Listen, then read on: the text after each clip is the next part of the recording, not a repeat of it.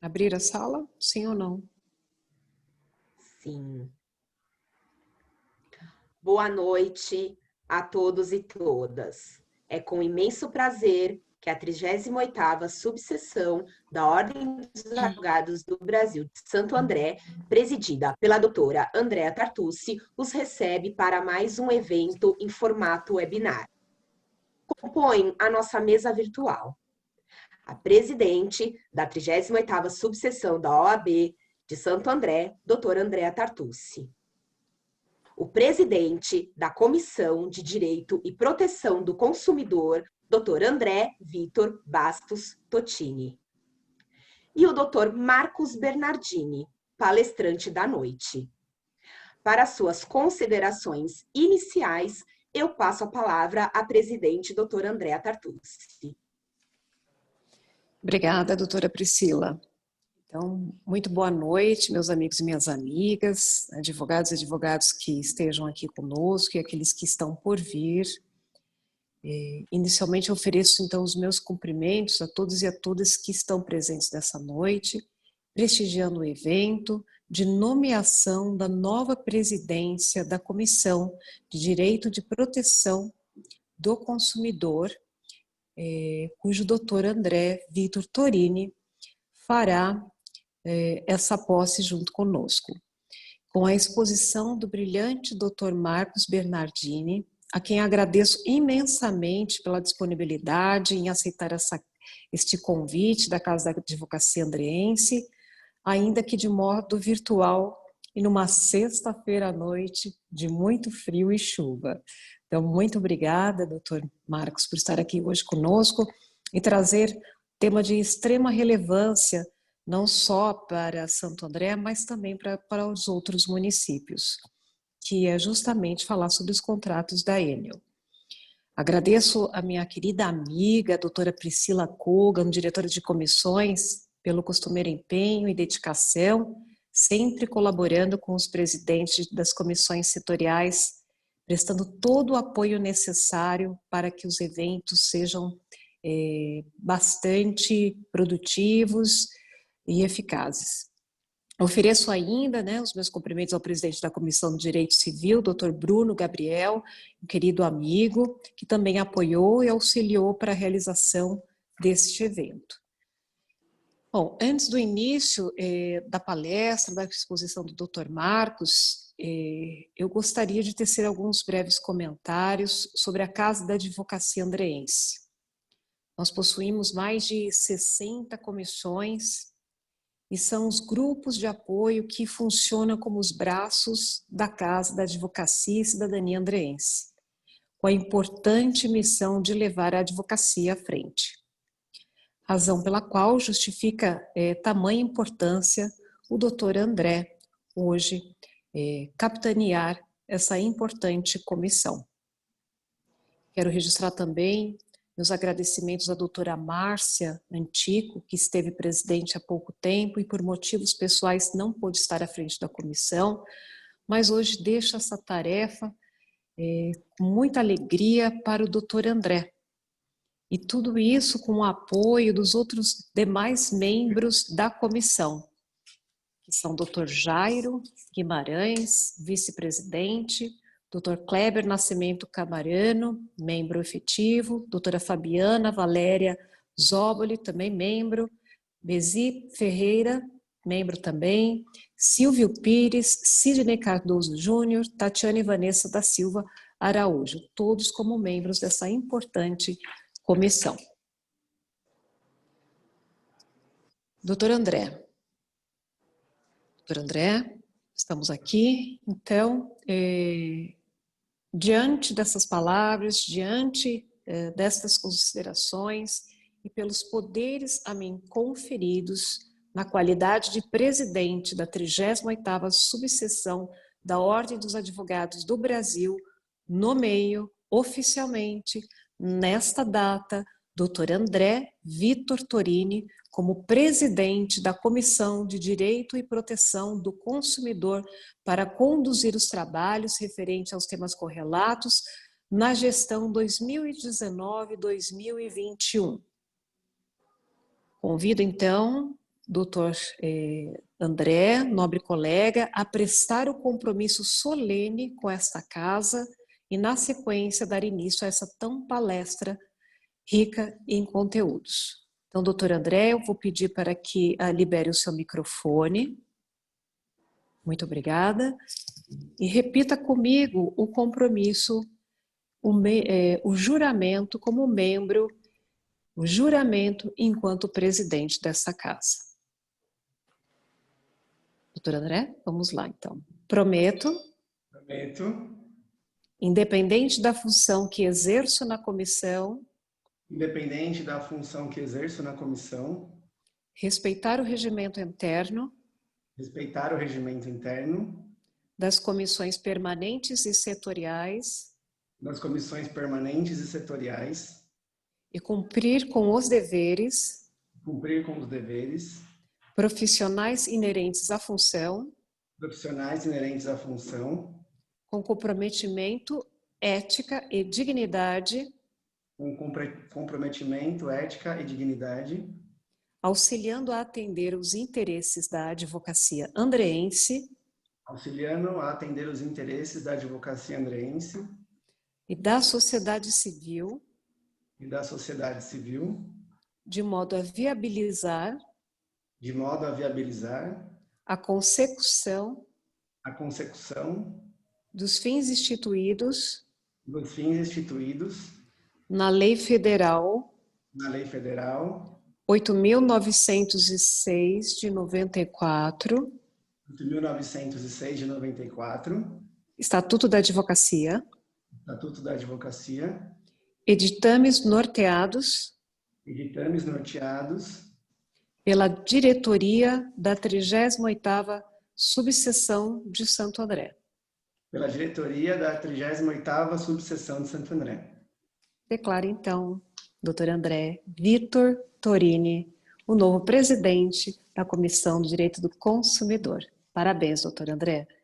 O senhor já fazia parte dos quadros, né, dos voluntários da Ordem dos Advogados e agora estará à frente dessa comissão. Muito obrigada, parabéns e sucesso. Doutor Marcos, mais uma vez, gratíssima pela sua presença numa sexta-feira. Tenho certeza que abrilhantará a nossa casa. Com a palavra, então, doutora Priscila Kogan. Obrigada, doutora Andréa. Para suas considerações iniciais, eu passo a palavra ao doutor André Vitor Bastos Torini. Obrigado, doutora Priscila. Bom, eu queria inicialmente agradecer a doutora Andréa pela posse e também fazer alguns agradecimentos que eu até anotei aqui, eu vou ser bem breve, para passar a palavra para o nosso professor. Mas eu queria agradecer também, desde já, ao professor Marcos Bernardini pelo convite. Queria agradecer também ao doutor Jairo, nosso vice-presidente. Ele sempre me direcionou, me incentivou aqui dentro da comissão. Colega de profissão que eu tenho muito respeito e admiração. Queria aproveitar também para agradecer a doutora Priscila, né, que é a nossa diretora de comissões da casa. Tem uma energia contagiante. Sempre que a gente conversou, às vezes que nós já conversamos, o brilho nos olhos, né, doutora Priscila, para cuidar das comissões. Então, agradeço essa atenção, a gente se sente muito confortável de passar os trabalhos para a doutora cuidar, ter feito isso com muito zelo. E, mais uma vez, agradeço a doutora Andréa, nossa presidente, um prazer tê-la conosco. E agradecer sempre a disponibilidade e a prontidão que ela tem demonstrado conosco. Fico feliz também aí de acompanhar os trabalhos que a doutora tem desempenhado perante a OAB de Santo André. E falando só um pouquinho sobre a comissão, ontem eu participei da webinar da Comissão de Direito Sistêmico, e o doutor Leonardo, que também faz parte da nossa diretoria aqui na casa, ele comentou algo muito interessante. Ele falou que um dos objetivos das comissões, além de fomentar as discussões das matérias que nós estudamos, a gente acaba, assim, nós estamos aqui com o objetivo de aprender. Então, acaba sendo fundamental a gente ouvir, a gente se instruir com os colegas, se instruir com as comissões, com os professores que tantos nos ensinam. Por quê? Porque esse aprendizado, ele nos ajuda nas constantes mudanças que ocorrem no dia a dia do mundo jurídico. E não raro, eles abrem a nossa capacidade de raciocínio para resolver as questões enfrentadas. Então, é muito importante a gente participar das comissões. Se você que está nos ouvindo também tem interesse em participar de alguma comissão das diversas que nós temos, ou da nossa, de Direito do Consumidor, vocês podem mandar um e-mail para a nossa comissão, um e-mail para a doutora Priscila, seguir a nossa página também, né, da OAB Santo André no Instagram e procurar alguma comissão que é do seu interesse participar. E sobre o CDC, eu já vou passar a palavra para o professor, não vou me estender mais. Alguns pontos que são interessantes que eu li essa semana e que eu queria só destacar é que nós não tínhamos motivos para estudar sobre os impactos de uma eventual pandemia. Nunca se pensou em estudar mecanismos se nós enfrentássemos esse caráter de exceção que nós temos agora. E nós não tínhamos leis para isso. E agora nós temos até algumas medidas provisórias que foram feitas, que também, no meu entendimento, são questionáveis. A gente tem a MP do segmento turístico, as questões com a Enel, que o professor vai abrir um pouquinho mais. Enfim, de qualquer forma, um dos objetivos do CDC, a gente sabe, é evitar abusos contra o consumidor e diminuir conflitos. E a situação que a gente enfrenta agora parece que aumentou, né? Estamos com muitos problemas, fraudes na internet, enfim, tem muita coisa para a gente falar sobre esse tema. E só uma curiosidade que eu queria comentar, que a Lei 8.078, no artigo 8º, no parágrafo 2º, ela já previa a questão de higienização de equipamentos, utensílios utilizados no fornecimento de produtos ou serviços colocados à disposição.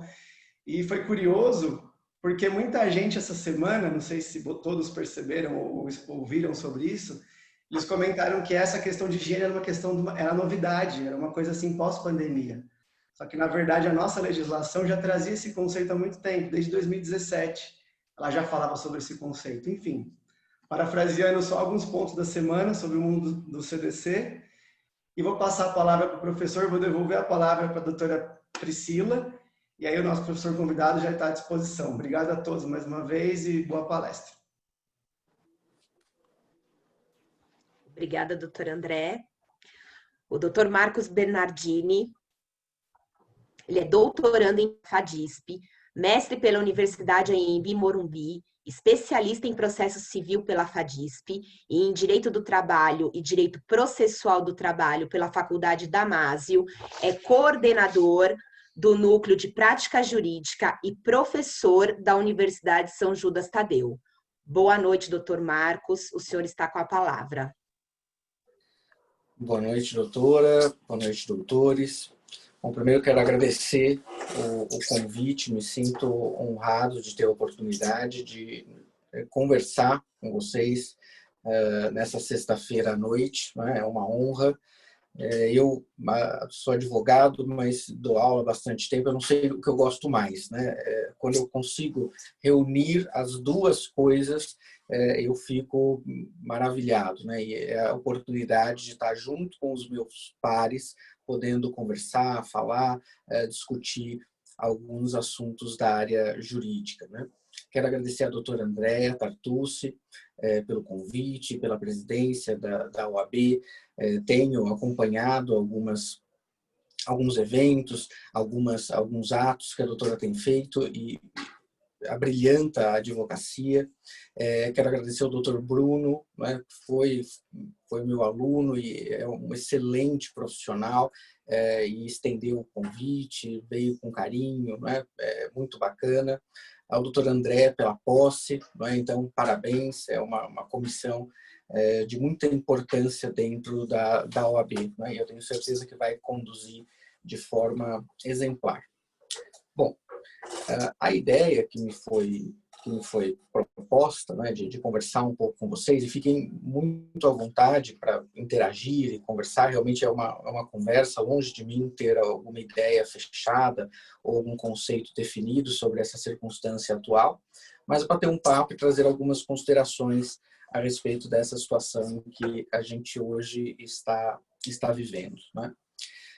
Bom, primeira coisa, o doutor André falou muito bem, é que nós não, a legislação, né, agora temos algumas coisas e tal, mas a legislação não estava preparada para esse tipo de acontecimento mundial, ou pelo menos nessa grandiosidade, né? Na verdade, todos nós fomos surpreendidos com o que aconteceu. Mas o bom é que nós, da área jurídica, nós conseguimos interpretar, nós conseguimos aplicar a legislação, ainda que de forma analógica, sistêmica, ou seja, é possível que a gente consiga, de alguma forma, nos aproveitarmos daquilo que já temos para resolver os problemas de forma imediata, né? E isso não foi a primeira vez que aconteceu, e não é a primeira vez, inclusive, que temos que nos utilizar do próprio Código de Defesa do Consumidor, né? Então, o Código de Defesa do Consumidor, nós sabemos, ele veio quando a gente não tinha internet, não tinha essa variedade extensa de possibilidades de mecanismos virtuais, eletrônicos e tantos outros, não é?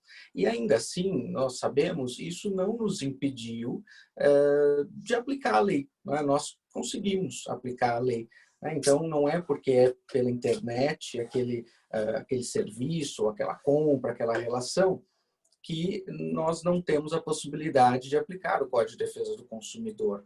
Ou seja, onde é realizada a transação, não impossibilita ou inviabiliza a aplicabilidade da lei, né? Então, isso é algo que nos engrandece, acredito, como profissionais da área jurídica, né? Então, a gente consegue aplicar com aquilo que a gente tem.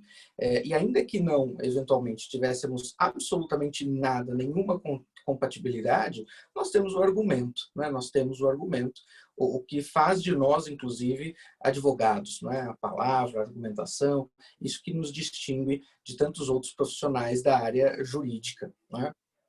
Então, isso é importante a gente observar, ou seja, não é a falta de uma legislação específica, me parece, que inviabiliza a aplicação do Código de Defesa do Consumidor ou qualquer outra legislação que eventualmente tenha necessidade de ser aplicada nesse caso, né? Então, veio aí a pandemia, e eu não sei se efetivamente, eu já parei para pensar algumas vezes, já conversei com alguns colegas, e realmente isso nos assustou, né? Realmente isso é algo novo, é algo que nos pegou de calça curta, nos pegou de surpresa, mas os problemas, eu acho que não se agigantaram, eu acho que apenas eles se renovaram, foram distintos, tivemos problemas novos, mas a sociedade por si, ela é problemática, não é? As relações são problemáticas, ou seja, nós vamos ter problemas sempre, né?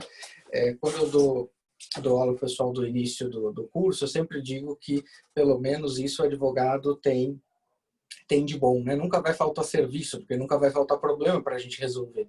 E eu acho que é isso que aconteceu, né? Nós temos problemas distintos do que tínhamos antes dessa pandemia, situações peculiares e temos que com elas trabalhar e tentar resolver. E o nosso código, como muito bem o doutor André pontuou, ele é um código muito bom, né? É um código muito bom, muito embora possa ser melhorado, sempre há essa possibilidade, eu acredito que é um dos melhores códigos que há, né, em relação à defesa e proteção do consumidor, né?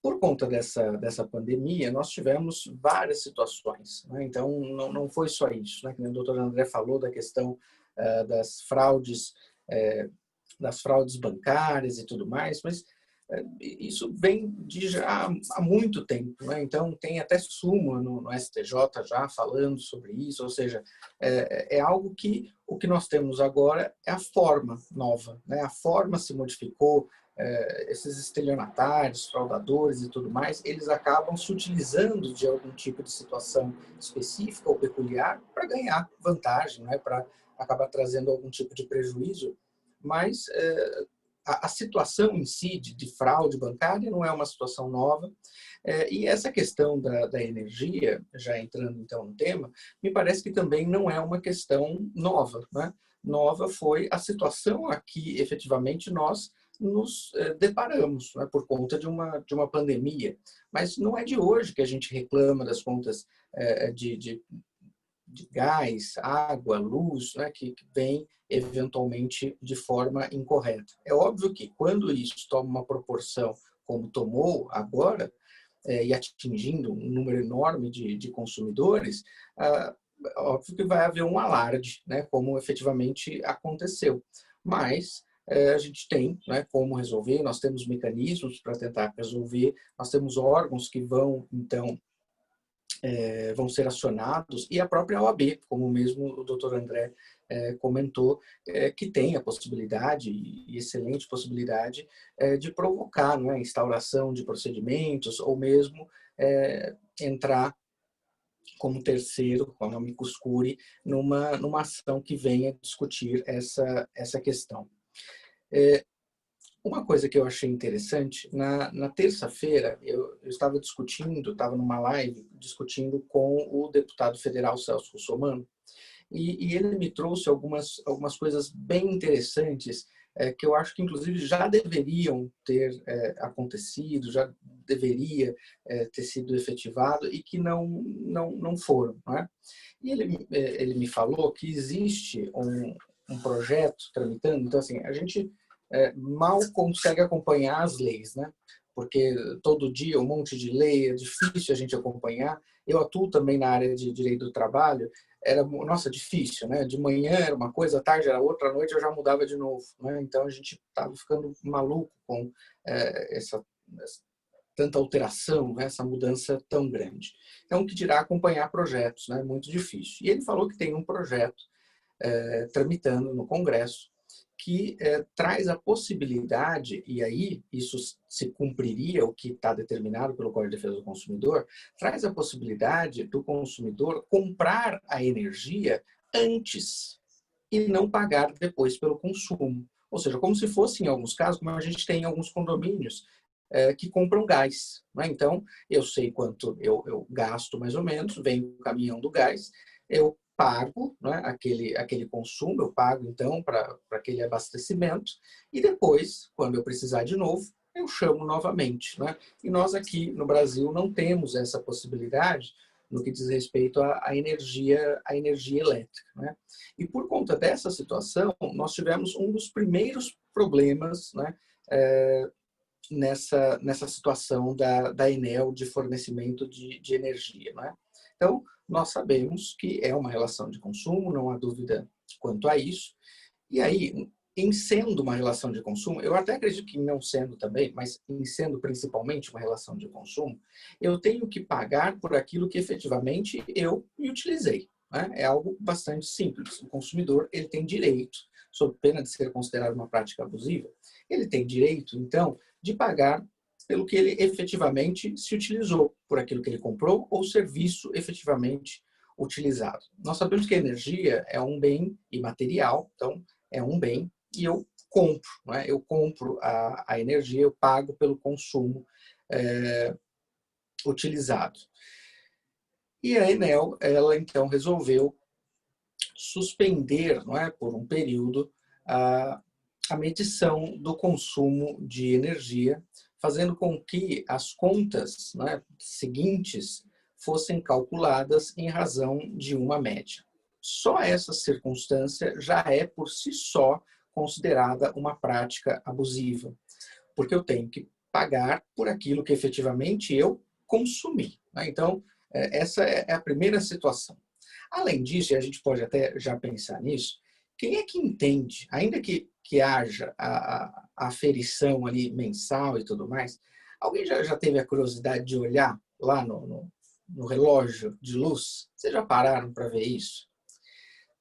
Com certeza a gente já deve ter dado em algum momento da vida uma olhada, né? Ainda que seja como criança para ver, nossa, eu lembro quando eu era pequeno, né? Era aqueles antigos que tinham uma caixinha e tal, eu olhava e não entendia nada. E eu achava que era porque eu era criança. Não, não é. Eu cresci, estudei, estou terminando o doutorado e continuo não entendendo. E isso está errado. E isso está errado. Eu não sei como se calcula ou se mede o consumo da luz. Eu, como acredito, a grandíssima maioria dos consumidores. Nós não sabemos efetivamente como é feito esse cálculo. Né? Então, eu não sei como é feito esse cálculo. Qual é o padrão? Ou seja, além de saber, né, como consumidor, nós temos direito de ser bem esclarecidos, informados. Aquela cobrança deve vir com transparência, né? E isso não há transparência, nunca houve, né? Nunca houve, ou seja, não é a pandemia que alterou essa situação, nunca houve uma forma clara de medição daquilo que eu pago e do que eu efetivamente consumo, né? E aí, para piorar a situação, na pandemia, saiu do padrão, né? Então veio uma conta com base na medição dos últimos 12 meses. Né? Então, já está errado. Né? Já está errado. O brasileiro tem isso de ruim, né? E nós somos assim. Eu também sou. Né? Enquanto eu não estou sabendo, mas está vindo a média que eu acho razoável ou que eu consigo pagar, está tudo bem. Eu vou começar a reclamar quando efetivamente isso me trouxer algum tipo de prejuízo, normalmente financeiro. E é o que aconteceu. Né? É o que aconteceu. Por conta, então, dessa medição na média, não é? Na média, nós tivemos algumas contas que subiram, outras que diminuíram, mas até que não houve, nesse período, uma alteração tão grande do valor da conta. Né? Muito embora isso, por si só, já é considerado uma prática abusiva. Mas aí, quando, então, retornou a medição, né? Retornou, então, os funcionários irem até os locais e procederem à medição, aí que nós não entendemos efetivamente nada, né, de como os valores chegaram naqueles números, né, como aqueles dígitos chegaram. E aí nós tivemos pessoas com alterações de 100, 200, 300%, às vezes até mais, no valor médio da conta. Né? E a justificativa da Enel era, então, de que era essa diferença. Mas ainda assim, em algumas situações, né, que foi noticiada pela mídia, ainda assim não se justifica, porque algumas casas fechadas ou apartamentos fechados e com cobrança exagerada, fora da média, fora daquilo que parecia como o razoável. Ou seja, alguma coisa de errada com certeza deve ter dado, deve ter acontecido, e nós, como consumidores, não sabemos nem efetivamente o que aconteceu. Não é? Nós não sabemos como isso aconteceu. E aí é que começou, então, o grande tumulto e a via crucis dos consumidores, não é? Porque eles começaram a reclamar, não é? Filas, nesse período de pandemia, né? Filas quilométricas, aglomeração nos postos, não é? De atendimento da Enel, e eles informando, inclusive, que estavam com o número de funcionários diminuído, ou seja, o atendimento demorava horas. E aí nós tivemos um número absurdo de reclamações, né? Mais de 55 mil reclamações por conta da conta de energia. E a Enel sem dar nenhum tipo de satisfação. Né? E isso é que é muito ruim. Né? É uma empresa que deveria prestar um serviço de qualidade, e não foi o que aconteceu, não foi o que nós vimos. Né?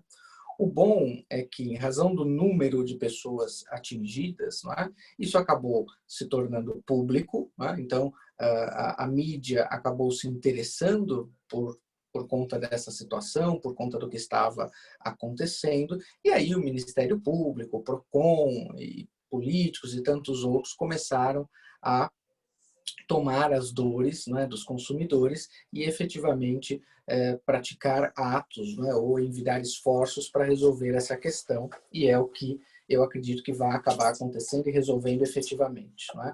Quando nós temos uma questão grande que atinge uma massa, não é, de consumidores ou de pessoas, é uma questão política que resolve melhor e não uma jurídica. Né?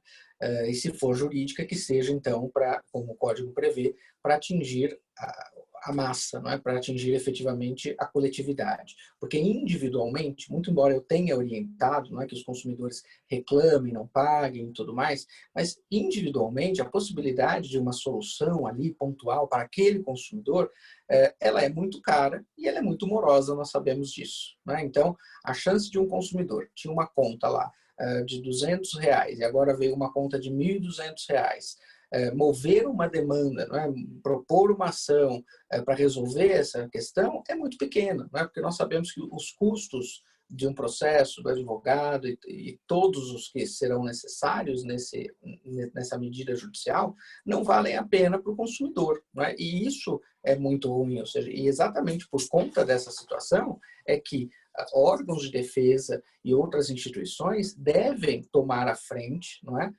E tentar resolver de forma coletiva o problema dos consumidores, né? Essa é a ideia. Mas individualmente eu tenho orientado para que os consumidores não movam a ação e aguardem, mas também não paguem, né? Mas aguardem então uma solução coletiva para essa circunstância, não é? Além disso, é princípio do Código de Defesa do Consumidor, na verdade está lá no artigo 4º, não é considerado como uma política nacional, não é, de defesa e proteção do consumidor, o princípio da transparência.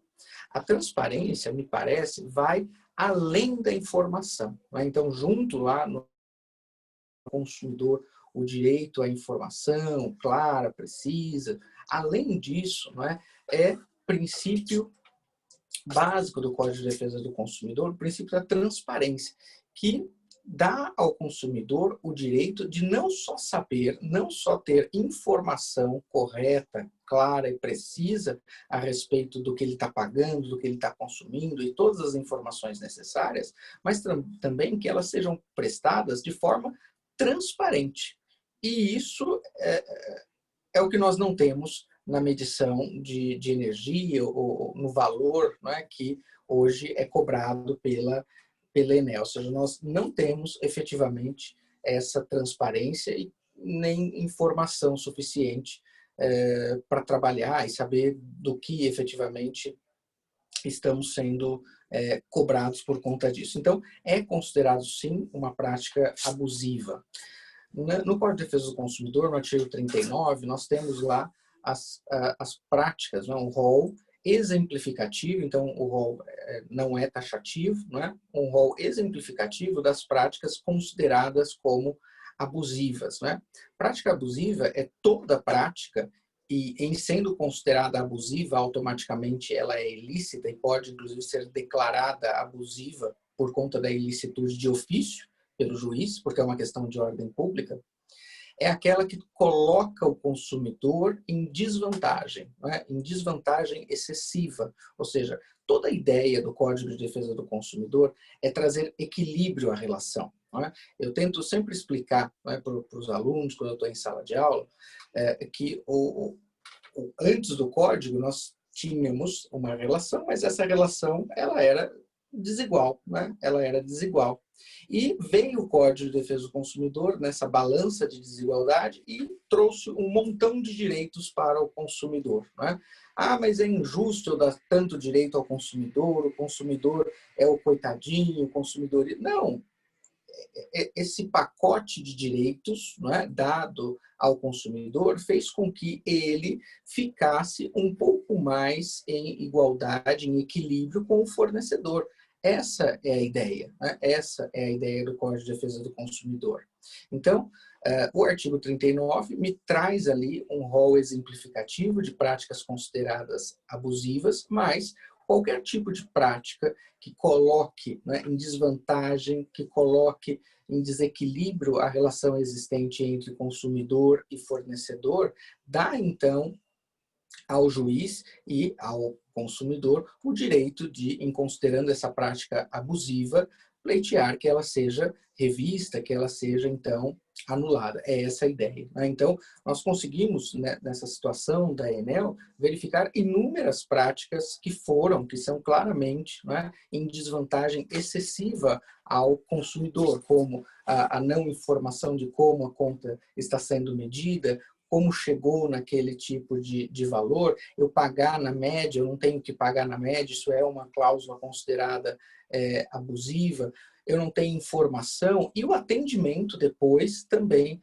ele é considerado uma má prestação de serviço, porque o atendimento em fila por horas, não é, sem nenhuma resposta também é má prestação de serviço. Além disso, pelo menos no início, né, quando começou o consumidor a ir até a Enel e proceder às reclamações, outra prática abusiva. Não é? A Enel, ela só fazia o parcelamento sob pena de corte, né? Então ali uma prática abusiva, né? Sob pena de corte da energia elétrica, ela obrigava o consumidor a assinar uma confissão de dívida para efeito de parcelamento. Ou seja, o consumidor ficava ali numa situação muito delicada e ilegal, né? Então, ele tinha uma conta que ele considerava irregular, sem saber efetivamente como aquele valor, né, foi cobrado, o que foi efetivamente de consumo, ou seja, sem nenhuma explicação e informação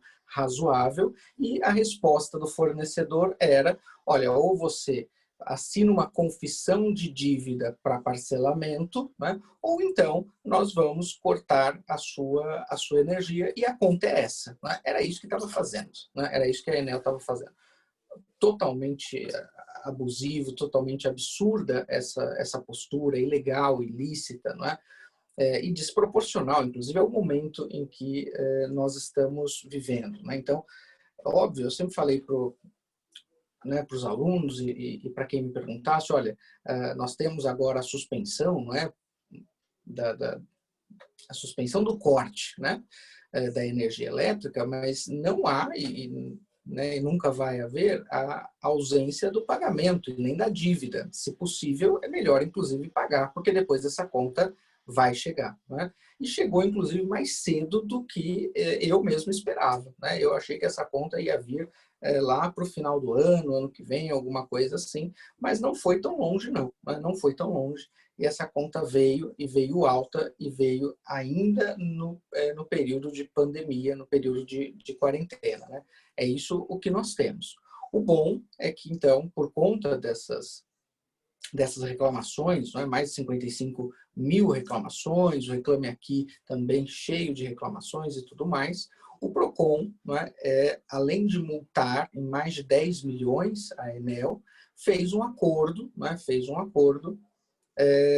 para parcelamento, né, dessa dívida, um parcelamento automático, sem juros, sem multa, em 12 vezes, e também não se obrigou a não cortar a energia enquanto houver procedimento administrativo em que haja discussão do valor dessa conta. Então, já ajuda, né? Já é alguma coisa, mas ainda assim está longe de ser a solução ideal e adequada para o consumidor. Né? Então, ok, vai haver o parcelamento, um parcelamento extensivo, um parcelamento grande, né? 12 meses, enquanto houver reclamação em trâmite administrativo, não vai cortar a energia, não vai negativar, é isso que no acordo se tem, mas ainda assim, a relação é muito desfavorável ao consumidor, porque ele não tem a menor condição de saber como, né, como foi feita a medida, né, como é feita a aferição desse consumo de energia elétrica. Né?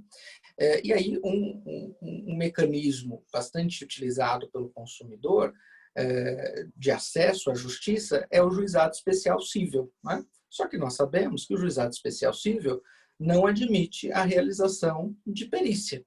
E aí? Como é que vai fazer? Então, eu encaminho esse consumidor para o juizado, aí chega lá no juizado, olha, qual é a questão? A questão é que eu não sei como é que a Enel chegou nesse valor, precisa medir, não sei, precisa de uma perícia de engenharia, alguma coisa assim. Ou seja, não vai dar para fazer, ou seja, não é no juizado. Vai entrar com uma ação, né? Vai entrar com uma ação, contratar advogado, pagar custas, ou seja, será que vale a pena essa discussão? Nós sabemos que na prática isso fica bastante difícil, fica inviável. Mas, do outro lado, também não há que se deixar isso, né? Porque nós estamos falando em milhares de consumidores atingidos por essa situação. Não é um consumidor, mas para aquele consumidor é um problema, né? É a conta de energia daquele mês para ele, que não vai ser possível o pagamento, que pode ser objeto de corte futuramente. Né? Então, por conta disso, é que nós temos alguns mecanismos coletivos, né, de direito coletivo, para proteger o consumidor. Né? E me parece, pelo menos aqui em São Paulo, né, e aí em Santo André, órgãos e instituições têm envidado esforços para resolver em conjunto essa abusividade praticada pela Enel. Né? Então, eu tenho dito que já começou a solução, já começou a resolução do problema, que são as multas, esse acordo feito com o PROCON. Há inquérito civil também em trâmite no Ministério Público, e eu espero que haja um termo de ajuste de conduta em que os consumidores efetivamente saibam como foi feita a aferição e haja o cancelamento dessa cobrança excessiva e dessas práticas abusivas, né? Mas, individualmente, eu acho que ainda é bastante deficitária a possibilidade do consumidor, é bastante difícil uma atitude mais pontual do consumidor, e o melhor seria ele aguardar mesmo, não é? Porque no juizado não há possibilidade de procuração por conta da inviabilidade da prova pericial.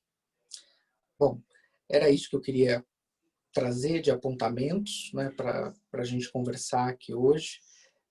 Longe de fechar o assunto, na verdade nós estamos vivendo essa situação, e me coloco à disposição. Novamente agradeço a oportunidade de estar aqui numa sexta-feira à noite, vocês prontamente me ouvindo, conversando também. Sei das dificuldades de todos, mas é uma honra para mim ter a oportunidade de falar aqui com vocês. Obrigado, devolvo a palavra para a doutora Priscila. Muito obrigada, doutor Marcos. Brilhante palestra. Vou passar a palavra para o doutor André. Doutor André. Vindo. Professor Marcos, obrigado aí das palavras, muito esclarecedor, muito importante também ouvir esses detalhes sobre o que está ocorrendo. Queria fazer uma pergunta também, fazer uma provocação, isso que o professor falou para a gente. Uma situação que a gente está enfrentando agora, a gente recebe essa conta abusiva, por exemplo. E aí, o que a gente faz? A gente paga, a gente não paga, opta pelo parcelamento, liga para a Enel, anota o protocolo. Eu tive algumas experiências assim na semana, até de clientes que tentaram falar na Enel, aí a conversa flui até um determinado momento, a pessoa joga para o PABX de novo, não consegue falar, o apontamento para o cartório para apontar o nome da pessoa chega. Como que fica essa situação? Como que o professor vê essa questão? O que seria bom a gente poder orientar ou dar de dica para o pessoal que está nos assistindo? Sim. Na terça-feira que eu estava com o Celso Russomano, ele pontuou que estava conversando com o Fernando Capês, que é diretor do PROCON, e que todos estão em tratativas com a Enel para tentar resolver o problema, né, dos consumidores. Então, por isso que a ideia é que realmente a solução ela venha em massa, e acredito que de uma forma política e não jurídica, né? Eu acho que vai ser mais fácil resolver politicamente essa situação, né? Mas a minha orientação é que o consumidor não pague. A gente sabe como é difícil, né? Porque você paga, depois para você ter isso de volta, é uma burocracia, às vezes eles querem vencer pelo cansaço, né? É essa a verdade. Então, a minha orientação é de não haver o pagamento, né?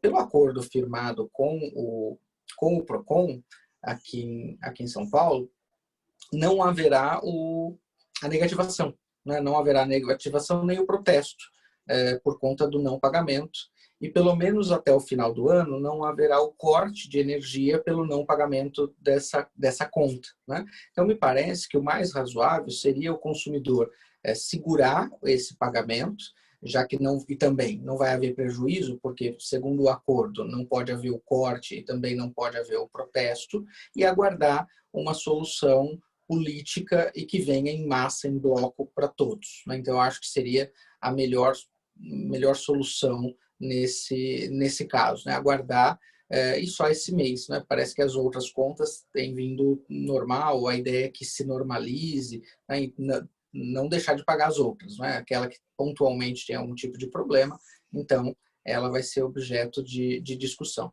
E depois, quando o Ministério Público, né, tomar alguma medida e tudo mais, isso pode ser utilizado em favor do próprio consumidor, a ponto de tornar desnecessária a realização de uma perícia. Porque se efetivamente for para frente esse inquérito civil, no inquérito vai haver a realização de uma perícia, né? E aí o consumidor ele pode se utilizar dessa perícia, que eventualmente constata irregularidade ou alguma coisa equivocada, irregular na medição, e ele pode usar esse documento como uma prova emprestada no juizado, né? Então, se eventualmente ele não conseguir resolver, ele pode se utilizar de tudo aquilo que foi utilizado em área técnica, né? no ramo técnico dessa questão, para propor uma ação no juizado. Aí sim compensaria, porque eu acho que a inviabilidade de se utilizar o juizado é só por conta da prova técnica, né?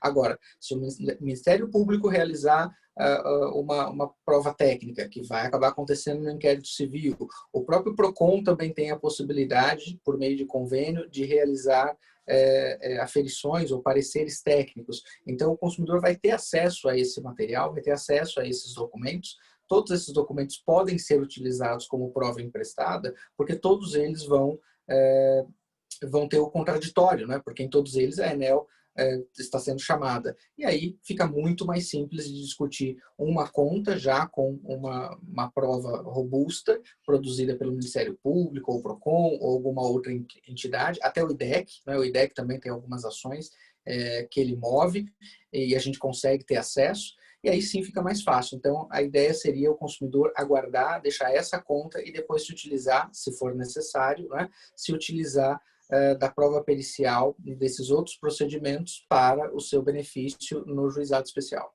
Eu acho que essa seria a melhor estratégia. Perfeito, professor. Obrigado pelo esclarecimento. É bom que também está sendo gravado, porque depois eu vou anotar certinho aí essas recomendações, viu, professor? Perfeito, obrigado. Vou devolver a palavra aqui para a doutora Priscila. Professor Marcos, tem as felicitações aqui no chat, agradecendo pela palestra.